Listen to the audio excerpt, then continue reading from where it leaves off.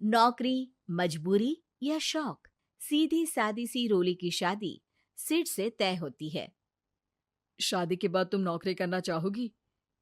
नहीं नहीं, बिल्कुल नहीं। वैसे मैं ये नहीं कहती कि नौकरी करना ठीक नहीं है, लेकिन पर्सनली मैं ये सोचती हूँ कि मैं गृहिणी बनूंगी। हाँ हाँ, क्यों नहीं। गृहिणी बनना भी आसान नहीं है।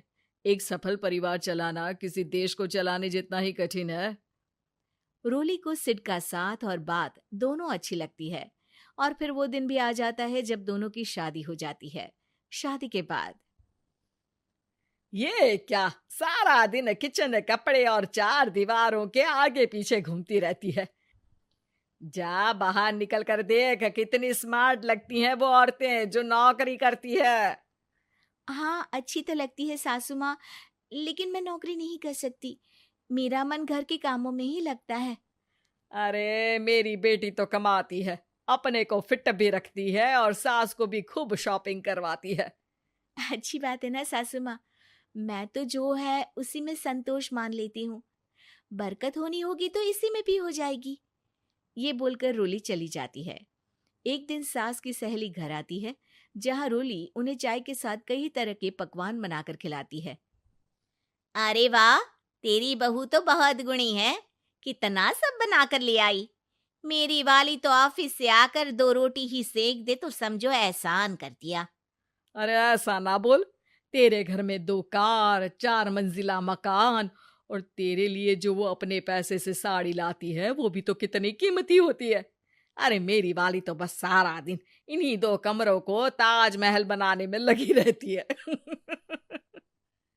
सहेली चली जाती है। कुछ समय बाद रोली को एक सुंदर सी बेटी होती है। अरे क्या सारा दिन उस बच्चे में लगी रहती है। माँ, मुझे ना 1 मिनट भी छोड़ने का मन नहीं करता। देखिए ना, कितनी प्यारी है।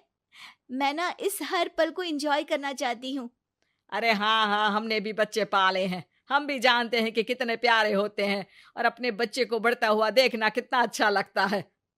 लेकिन एक दिन अचानक और रोली, एक बहुत बड़ी घटना हो गई। एक शॉर्ट सर्किट से पूरी दुकान जल गई।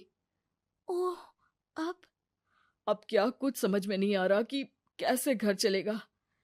घर की पूरी गाड़ी पटरी पर लाने के लिए कई साल लग जाएंगे, और वापस पहले जैसे होने में भी बहुत टाइम लग जाएगा। रोली रोली कुछ सोचती है, फिर अपने 3 महीने के बच्चे को देखती है और कहती है, आप कहें तो मैं नौकरी शुरू कर दूं? माँ मुन्नी को देख लेगी, फिर शाम को तो मैं घर आ ही जाऊंगी। सिड कुछ कहता उससे पहले ही उसकी सास वहां आ जाती है। अरे हाँ हाँ, अब भी तुझे नौकरी करने के लिए पूछना होगा। अरे घर पर इतनी बड़ी विपदा आ गई है, तू है कि बच्चे का मुंह देख रही है। अरे क्या मुझ पर भरोसा नहीं है?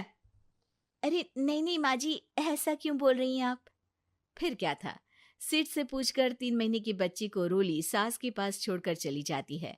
शाम को ऑफिस से आने पर अरे सारा दिन इसने तो चैन नहीं लेने दिया, बस गोदी में ले लेकर घूमती रही। हाथ दर्द हो रहा है। बहू को बहुत गिल्ट फील होता है, लेकिन जब वो घर के हालत देखती है तो चुप रह जाती है। ऑफिस में सहेली कहती है, अरे रोली, तेरी तो बच्ची छोटी है ना, कैसे मैनेज करती है? कैसे मतलब? घर पर रहती है वो अपनी दादी के साथ। ओ यार, कितनी अच्छी है तेरी सास। मेरी सास को जब पता चला कि मैं नौकरी ज्वाइन करने की सोच रही हूँ, वो तो सीधे अमेरिका चली गई मेरी ननद के पास। अच्छा, फिर तू कैसे मैनेज करती है? अरे मैंने तो फुल टाइम मेड रख ली है। ओहो, वो तो बड़ी महंगी होगी ना? हाँ यार, लेकिन कमाई भी तो हो रही है ना।